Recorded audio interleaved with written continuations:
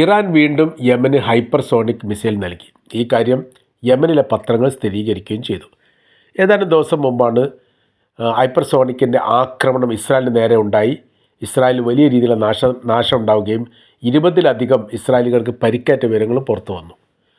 യമൻ്റെ ഭാഗത്ത് ആക്രമണം ഉണ്ടായതിനു ശേഷം 20-ലധികം ആളുകൾക്ക് പരിക്കേറ്റു എന്ന് ഇസ്രായേൽ സ്ഥിരീകരിക്കുന്നത് ഇതാദ്യമായിട്ടാണ്. അതിശക്തമായിരിക്കുന്ന ആക്രമണ രീതി തന്നെയാണ് യമൻ പിന്തുടരുന്നത് എന്നും ഇത് ഫലസ്തീൻ്റെ സ്വാതന്ത്ര്യം വരെ തുടരുമെന്നും അവർ ആവർത്തിക്കുകയും ചെയ്തു.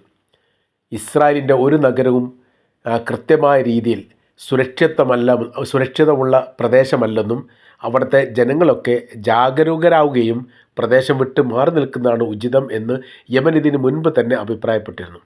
എന്നാൽ അത് വേണ്ട രീതിയിൽ കാര്യമാക്കുകയൊന്നും ചെയ്തിട്ടില്ല ഇസ്രായേൽ. കഴിഞ്ഞ ദിവസം നടന്ന ആക്രമണത്തോട് അനുബന്ധിച്ച് ഇത് വളരെ കൃത്യമാണെന്നും ഇത് യാഥാർത്ഥ്യത്തോടു കൂടി തന്നെയാണ് യമൻ പറയുന്നത് എന്ന് അവർ സ്ഥിരീകരിക്കുകയും ചെയ്തു. ഇതോടുകൂടി ഇസ്രായേലിൻ്റെ അകത്തുള്ള തന്ത്രപ്രധാനമായിരിക്കുന്ന നഗരപ്രാന്ത പ്രദേശങ്ങളിലെല്ലാം വലിയ സുരക്ഷാ സംവിധാന കാര്യങ്ങൾ ഒരുക്കണം എന്ന് ഇസ്രായേലിൻ്റെ IDF ഈ സർക്കാരിനോട് നിർദ്ദേശിക്കുകയും ചെയ്തു. നമ്മളുടെ പ്രതിരോധ സംവിധാനത്തെ മറികടക്കാൻ മാത്രം വലിയ സാങ്കേതിക വിദ്യയും സംവിധാനവുമുള്ള രാജ്യമായിട്ട് തന്നെ യമനെ കാണണമെന്നും പല ഘട്ടങ്ങളിലും നമ്മൾക്ക് അവരെ പ്രതിരോധിക്കാൻ സാധിച്ചിട്ടില്ല എന്നുള്ള കാര്യം മറക്കരുത് എന്നൊരു നിർദ്ദേശം കൂടിയാണ് യഥാർത്ഥത്തിൽ IDF നൽകിയത്.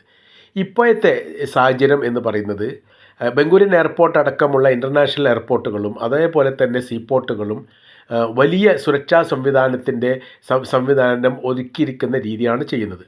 മാത്രമല്ല ചെങ്കടലിൽ പ്രത്യേകമായിരിക്കുന്ന നിരീക്ഷണ പറക്കൽ നടക്കാൻ വേണ്ടി ഡ്രോണുകളെ നിയമിക്കുന്നതിനെക്കുറിച്ചും ഇസ്രായേൽ ആലോചിക്കുന്നു. പക്ഷേ ഈ മേഖലയിൽ അത്തരം ഡ്രോണുകൾ ഉണ്ടാവുന്ന സമയത്ത് അത് യമൻ ആക്രമിച്ചുകൊണ്ട് തകർക്കും എന്നൊരു പേടി ഇസ്രായേലിനെ സംബന്ധിച്ചിടത്തോളം അവർക്കുണ്ട്. അമേരിക്കയോട് ഈ വിഷയമായിട്ട് ബന്ധപ്പെട്ട കാര്യത്തിൽ ഏതെങ്കിലും തരത്തിൽ സഹായിക്കാൻ പറ്റുവാണെങ്കിൽ സഹായിക്കണമെന്ന് ഇസ്രായേൽ ആവശ്യപ്പെട്ടിരിക്കുന്നു. യമൻ്റെ ഭാഗത്തുണ്ടായിരുന്ന അക്രമവുമായിട്ട് ബന്ധപ്പെട്ട വിഷയം തങ്ങൾ നിസ്സാരമായിട്ട് കാണാൻ വേണ്ടി സാധിക്കില്ല. അതികഠോരമായ രീതിയിൽ അക്രമം പല ഘട്ടത്തിലും ഉണ്ടാകുന്നുണ്ട്. താഡ് സംവിധാന പ്രതിരോധവും അതേപോലെ തന്നെ അയൺ ഡോം പ്രതിരോധ സംവിധാനം തകർത്തുകൊണ്ട് തങ്ങളുടെ ദേശത്തേക്ക് ആക്രമണം നടത്തുന്ന രീതി ഉണ്ട് എന്ന് മാത്രമല്ല ഇതൊക്കെ ഇറാനാണ് ഇവർക്ക് ഇത്രയും ശക്തമായിരിക്കുന്ന മിസൈൽ സംവിധാന കാര്യങ്ങൾ നൽകുന്നത്. സ്വയം പര്യാപ്തത നേടിയിരിക്കുന്ന ഇറാനെ സംബന്ധിച്ചിടത്തോളം ഇത്തരം മിസൈൽ നിർമ്മിക്കുക എന്ന് പറയുന്നത് അവരെ സംബന്ധിച്ചിടത്തോളം വിഷയമല്ല.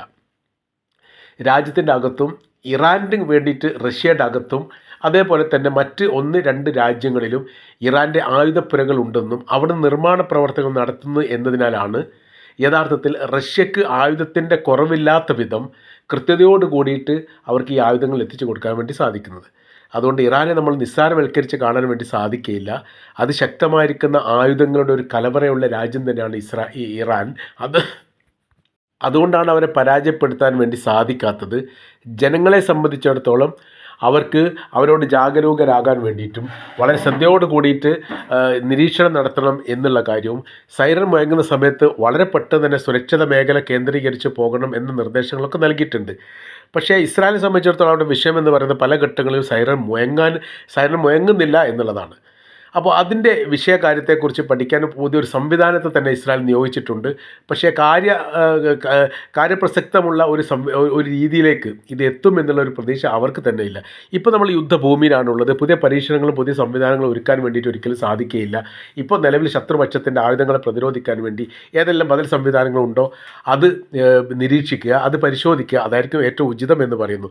എന്നാൽ യമനെ സംബന്ധിച്ചിടത്തോളം ഒരു തരത്തിലും അവർ യാതൊരു തരത്തിലുള്ള വിട്ടുവീഴ്ചയ്ക്കും അവർ തയ്യാറല്ല.